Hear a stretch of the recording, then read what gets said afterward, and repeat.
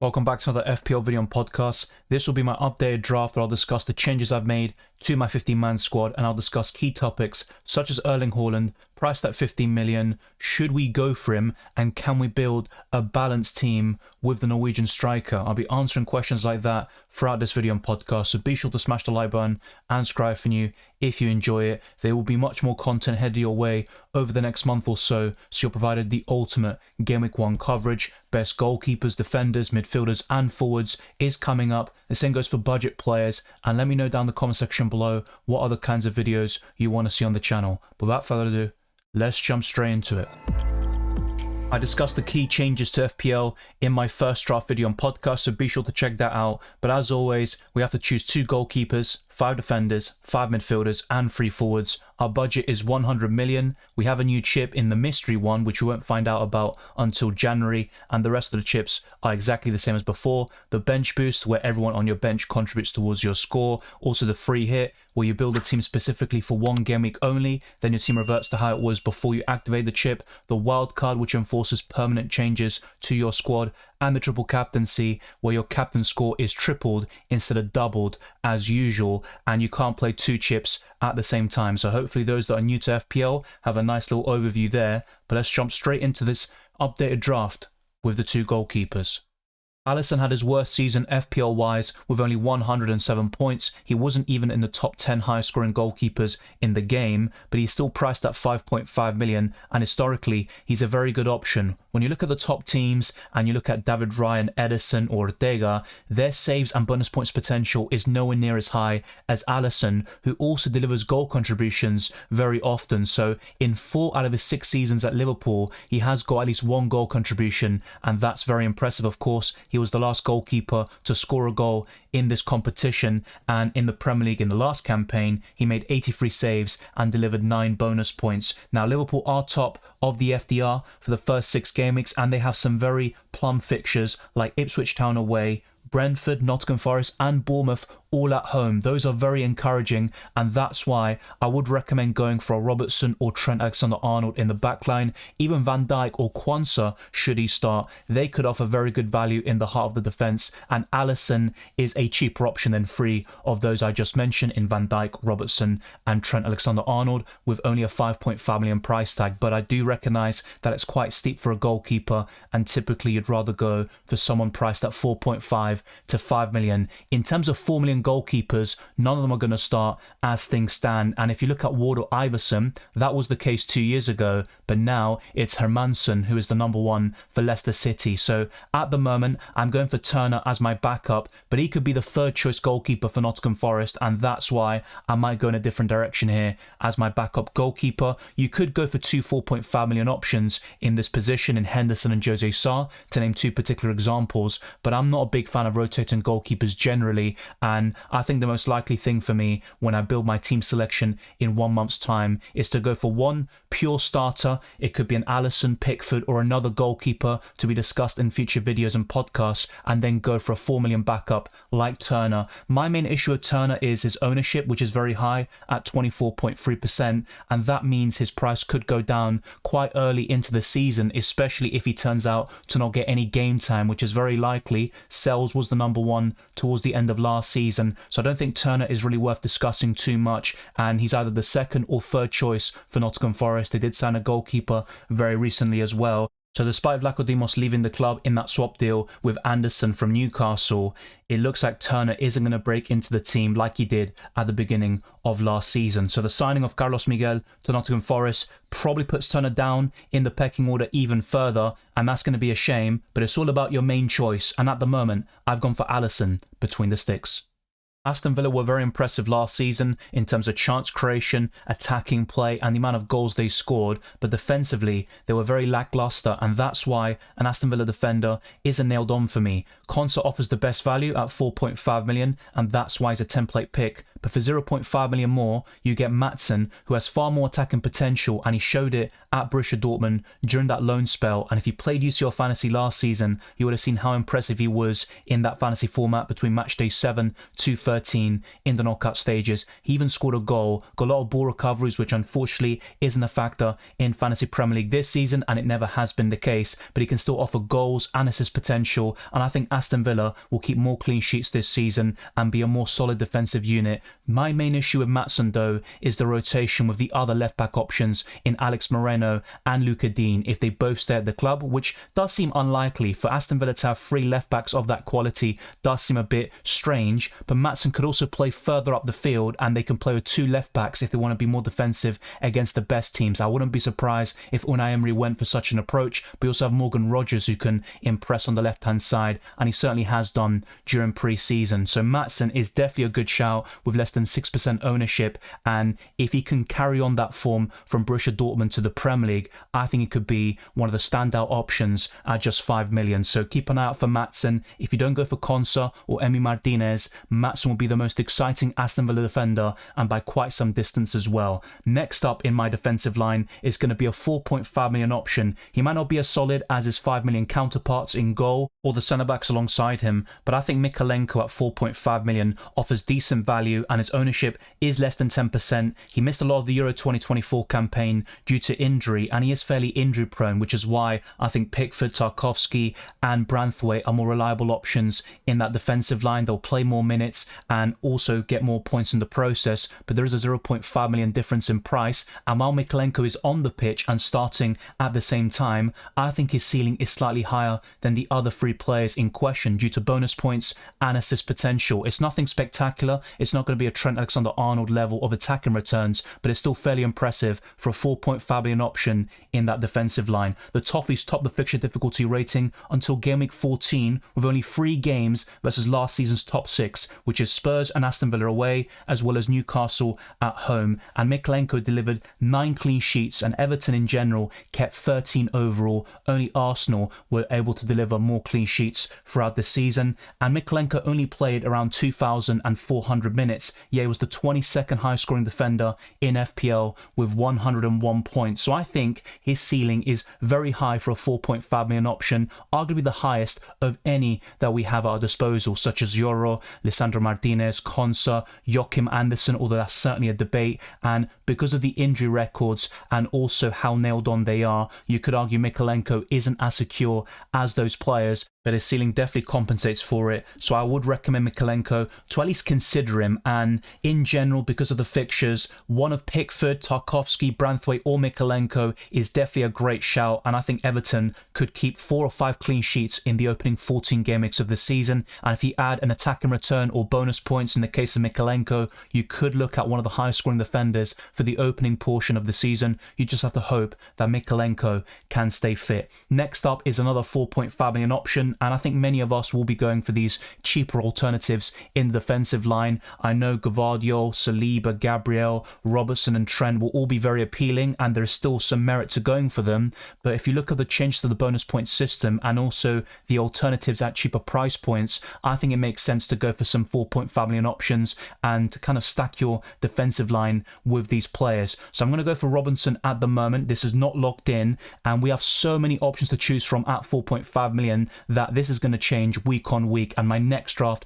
will likely have different 4.5 million defenders. But Robinson was very impressive last season. He got 6 fantasy assists, no goals, but he also got 8 bonus points, which is more than template picks such as Konsa, and Fulham are top of the fixture difficulty rating for the first 4 game weeks, and they remain in the top 3 until game week 12. So these are good medium to long term fixtures for Fulham, who were impressive at times last season, and they could get off to a great start in the first 12 game weeks of this one. Next up is another 4.5 million option, and that's going to be Lisandro Martinez, who hasn't been great in terms of FPL output throughout his career, and he missed the vast majority of last season due to injury. But in the Copa America just a few weeks ago, he scored in the quarterfinal against Ecuador and had a great tournament overall. That partnership between him and Romero was excellent, and we could see something similar at club level with the new signing Yoro, who is also 4. 3.5 million, and he might be the more popular pick of the two with slightly more attacking potential. But I've gone for Lisandro Martinez right now. You've also got Luke Shaw and Diogo Dalot at 5 million. Onana in goal is arguably better than Lisandro overall, but I've gone for this 4.5 million defender here in Lisandro. But I have to say, Joachim Andersen and a few other options like Konsa might be even better. And Lisandro has gotten a lot of injury problems during his time at Manchester United, so he could be another one to look out for. But I think if he can stay fit, Lisandro will get over 100 FPL points and get a few attacking returns, bonus points, but most importantly of all, clean sheets. If Man United can sort out that defence and not concede so many chances and shots overall, I think Lisandro could be a bargain at 4.5 million. The fifth and final defender is another Argentine, but it's going to be a very cheap option here in Barco, and he's a very short-term option to be fair, because whilst the Stupinian is out, Barco has a great chance of starting, but once the Ecuadorian returns, I wouldn't expect Barco to get that many minutes, and he will just come off the bench from time to time. But at the moment, it seems like Stupinian will miss the first 4 game weeks of the season, which does comprise of some very difficult fixtures. Game week 4 is the only promising one against Ipswich Town, and after that, Barco could become pretty useless FPL-wise due to a lack of minutes, and that's when the fixtures start to turn for Brighton, so it could be a slightly awkward pick here. But amongst the 4 million defenders, I think Barco has the highest ceiling, and if you look at his career, his numbers are fairly decent with 1 goal and 4 assists in 42 games, but he also picked up 10 yellow cards. So the disciplinary record is quite concerning, but the attacking threat is certainly there for the left back, and he can also play in an advanced position as a left winger. He's done it before for Boca Juniors, so keep an eye out for Barco. If he doesn't become a nailed-on starter for the first 4 game weeks of this season, it's only a matter of time until he gets some minutes and becomes the main left back for Brighton in the years to come, and he could get another move afterwards. But like I said, the whole Stupinian situation, and by the time he comes back around game week 5, that coincides with Brighton's positive fixture turn, so Barco is going to be a very awkward pick here. But if you are looking for a 4 million defender, Wout Fass is another one to consider, and Harwood Bellis, who is fairly template, but I think Barco has the highest ceiling, and he could do very well in a fixture like game week 4 against Ipswich Town. And Barco's ownership is also 3.8%, so he's very overlooked at the moment, but I think that could change over the next couple of weeks. That is my defensive line up until now, but things get very interesting with the midfielders and forwards.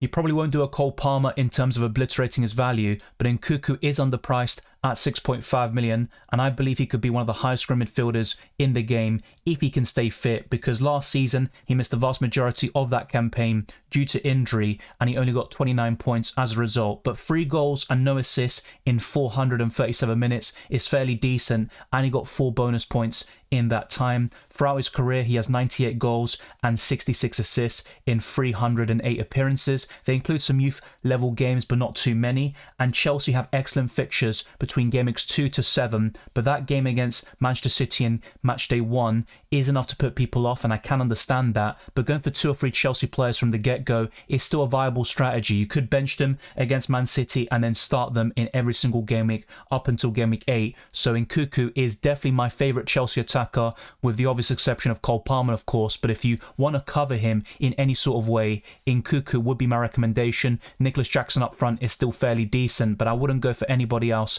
at this moment in time. You've got Robert Sanchez in goal, who I'll discuss in future videos and podcasts too, but Nkunku is definitely one to look out for. His ownership is around 12.6%, so he's not template, he's also not differential, he's kind of in the middle, but he's going to be overlooked by the vast majority of engaged managers, and especially those that are casuals who just look at his FPL points tally from last season and think he's not going to do it for me this season. But I think he could be right up there amongst the highest scoring midfielders in the game. Next up though is a tried and tested asset. He is proven, he's only 7 million, and he's a very template pick indeed, and that's going to be Eze. And despite the departure of Elise to Bayern Munich, I still think Eze and Mateta will go strong. Not to the same level, but I still think they can have plenty of double-digit hauls, and also they're fairly fixture-proof. Crystal Palace have looked excellent since the appointment of Oliver Glasner, and Eze has always delivered for Crystal Palace. He got 136 FPL points last season, averaging 5 per match, 11 goals and 5 fantasy assists,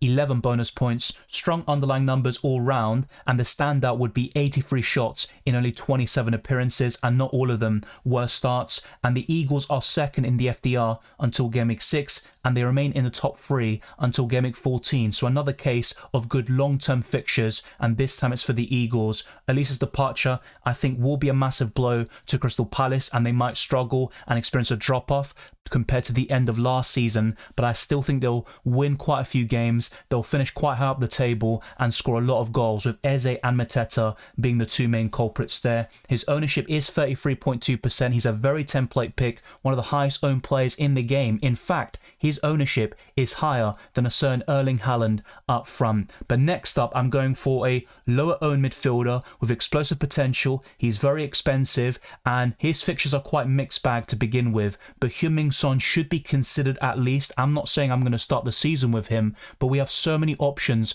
around 10 million like Phil Foden, Saka, Palmer and Son. And while the South Korean will be at the bottom of that list for most people, I still think he's fairly overlooked, especially for the first 2 game weeks of the season where Spurs can score plenty of goals. And if they can get off to the same start as the last campaign, then the likes of Heung-min Son are going to be excellent FPL options. They kind of gassed out towards the end of the season, but I don't think that'll be the case this time round. They'll be fresh after pre-season. I think they're going to get off to a good start for the first 2 game weeks. Then it gets very difficult, but I think you can swap around with these 10 million options in the midfield.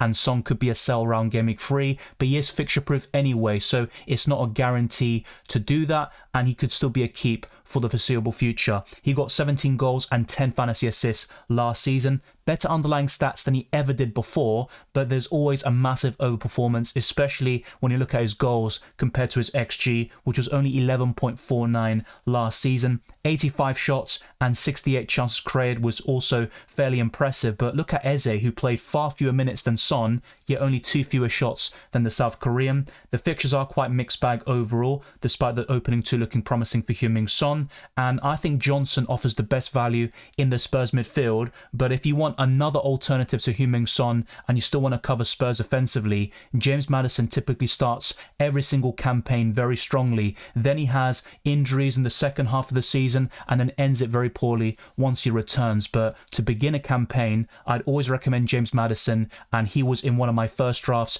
at the beginning of last season as well. So having said that, Son is still very overlooked with 8.9% ownership. Do not discount him. He is not completely finished just yet. He has a lot to offer, and I think for the first 2 game weeks at least, he's going to get off to an excellent start and perhaps deliver one double-digit return. My 4th midfielder though is another template pick in Anthony Gordon, who has been in all of my drafts so far, and he's also a very solid, dependable pick.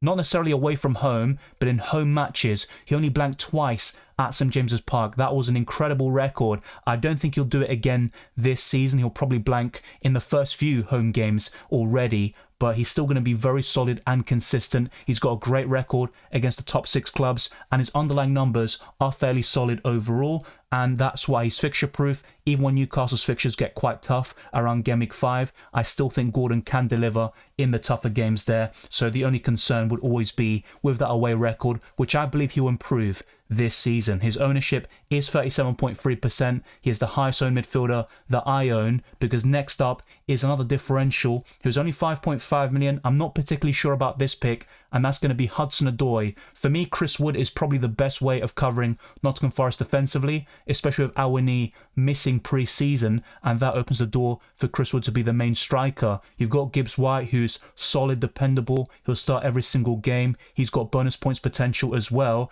and you've also got Elanga with stronger underlying numbers than Hudson-Odoi, and that's my biggest concern with him. Quality player on his day. He delivered 8 goals and 2 assists last season, producing 109 FPL points. 14 bonus points is also very impressive, but if you look at the underlying numbers, his XG was 2.65 and the expected assists only 2.02. 3 big chances throughout the season, and I believe 4 big chances created. These aren't good numbers. In fact, Joachim Andersen had those numbers, and he's a centre-back. So with Hudson-Odoi, I still think he'll deliver healthy returns, especially in the first 3 game weeks of the season, but just be wary of the poor underlying stats. If you are a stats guy, then that's something that could be enough to put you off Hudson-Odoi for the beginning of the season. Nottingham Forest are second though in the FDR for the first 3 game weeks and for the first 10 game weeks, where they only face Liverpool away, and Chelsea away from last season's top 6, and Hudson-Odoi remains a decent enabler at 5.5 million, but you do have Morgan Rogers at 5 million. If he can nail down a spot on the left-hand side,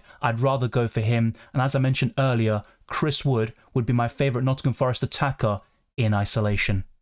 Kai Havertz was the third highest scoring forward in FPL last season with 180 points, and in the Euros he had the highest XG and most big chances of any player, 13 goals and 10 fantasy assists in the Premier League last time out with 11 yellow cards, so his disciplinary record is also very concerning. 15 bonus points though, 69 shots and 24 big chances. These are decent numbers, but I think Saka would have the best underlying stats of any Arsenal attacker, and Havertz's numbers won't be anywhere near as good as a Watkins or an Erling Haaland in particular. He massively overperformed his expected assists, which was only 3.88, and that's quite similar to Ollie Watkins in fact, so you could see a big drop off in the assist numbers for both Havertz and Ollie Watkins next season. And Arsenal are top of the FDR for the first 3 game weeks, but they have some very tough games for the first 5, so that's why going for 2 or 3 Arsenal players might not be the big recommendation. I think 1 might be enough to start the season at least, but between game week 6 to 8 you've got some very promising games such as Southampton and Leicester at home, and also Bournemouth away, which look very appealing on paper. Havertz also has 13.8% ownership, so he's not differential, but any returns he produces will give you massive rank rises and also help you win your mini leagues as well. And I think Kai Havertz can continue where he left off. He ended the season so strongly. His record in this calendar year is excellent, and he was crucial for Arsenal in the run-in, producing a goal or assist in virtually every single game. Next up though is the man of the moment, Erling Haaland. Do we go for him or not? His ownership is around 50 to 60% lower than it was at this time last year because of that increase to 15 million in his price tag. He was the second highest scoring forward in FPL last season, only Ollie Watkins scored more. But in terms of goals, Haaland won yet another golden boot with 27 goals and 8 fantasy assists, 29 bonus points, and the underlying numbers are ridiculous. There are so many to read out. I'm not going to go into all of them, but 55 big chances, an XG of 29.57, 114 shots inside the box. It's going to be hide behind your sofa anytime you don't own Erling Haaland. And game week 2 against Ipswich Town could be one of those rare occurrences where if you go about Erling Haaland, well, it's going to be an absolute nightmare. So hopefully, if you do go about Erling Haaland, it's not too bad for your sakes. And I'm not guaranteed to go for Erling Haaland myself. This is the first draft I've made with Erling Haaland in the team, and it does constrict you with the rest of your 50-man squad. So you have a big decision to make. You can start the season with him, then move Haaland on to Watkins in game week 3, for example, and base it off the fixtures, or just stick with Erling Haaland throughout, but you're going to be much more restricted in terms of what you can do, and your midfield will be much weaker, especially the defensive line, which for me personally arguably looks like the worst place in my 50-man squad as well. But Erling Haaland is still worth it. Their fixtures aren't necessarily too great, but they are third in the FDR until game week 4. So starting with an Erling Haaland and or Phil Foden could be great. Then you move off one or both of them as you get deeper into the season, and it might be a case of chopping and changing things a bit too often. But you do have 5 free transfers now, as I discussed in my first draft video and podcast, so that will definitely open up the doors for different strategies, a weaker template, and more differences between our teams. My third and final player in the forward line is going to be Isak, another player who has featured in all of my drafts so far, and he has been excellent for Newcastle last season. He missed a lot of the campaign due to injury, but he still got 21 goals and 4 fantasy assists, 23 bonus points and 40 big chances. His underlying numbers are insane considering he's only 8.5 million in price. He's the main penalty taker with 14 goals and 5 misses, which is a decent record, especially compared to an Ollie Watkins, for example. And in terms of ownership, only Watkins and Cole Palmer have higher than Isak. Before I show you my starting 11, let me discuss a few changes you could make to this 50-man squad so you can afford Salah and Haaland at the same time. So the key change will be Kai Havertz downgraded to a 5.5 million forward like Jamie Vardy, but you could also make other moves like Alisson to a cheaper goalkeeper. It could be Jordan Pickford, or a 4.5 million option like Jose Sarr or Henderson, and that will give you enough funds to upgrade Vardy to a Chris Wood or a Menis perhaps at 6 million. So you can play around with a few other positions as well to your liking. Heung-min Son will be upgraded to Salah. Let me know if you prefer this team instead. Those are the key changes really, which is Havertz Havertz and Son to Vardy and Salah, but ultimately can play around with other positions, downgrade Alisson to a cheaper goalkeeper, and then make further moves and improvements throughout the rest of this 15-man squad. But let me now show you my starting 11 and discuss the captaincy. Between the sticks, I would go for Alisson, who has a great fixture against Ipswich Town on paper, and it could be a goal fest to be fair, and both teams score a lot of goals, but Liverpool would be the big favourites to win that game quite comfortably. My back three would be Maatsen, Martinez and Mykolenko, 2 home fixtures for my defensive line. Then Eze, Son, Hudson-Odoi and Anthony Gordon, with Haaland, Havertz and Isak up front. My bench would comprise of Turner, Nkuku, Robinson and Barco. So I've got a bit of squad depth going. Barco will be less relevant after game week 4 or whenever Estupiñán returns from injury, but Nkuku and that rotation between my A attackers could work fairly well, although bench points are inevitable with such a strategy, and my defensive line is a bit weak. I know there are so many 4.5 million options at our disposal, but I still think one 6 million defender like Saliba, Robertson, Trent, Gabriel, and Trent of course is 7 million, Gvardiol, all of these players could be worth including in this defensive line. But when you go for Erling Haaland, it makes it so difficult to build a balanced squad overall. It's still possible, and I believe I've done it with this draft, but there is a bit of a drop off, I think, compared to what you can do by going without the Norwegian striker and going for a very stacked midfield and defensive line whilst retaining some of the best strikers in the game like Isak and Ollie Watkins. Let me know what you think of this 50-man squad. The captaincy would lie between Isak and Erling Haaland with this 50-man squad, but if I had Salah again, he would be my number 1 pick for Game Week 1. His record is incredible in the opening match days of the Premier League season. He's done it time after time again, delivering 6 double-digit hauls, I believe, 9 goals as well. His record is simply ridiculous. But from those I have, I'd consider Isak, Haaland, and perhaps Heung-min Son to be fair. He could be a great shout for the first 2 game weeks, but I'd likely go for Isak with this structure and setup in mind. Thank you very much for watching this video and listening to this podcast. If you enjoyed it or found it useful, then be sure to smash the like button and subscribe for new. Let's try to get this video to the 200 likes, and let's keep on pushing towards 26,000 subscribers and beyond.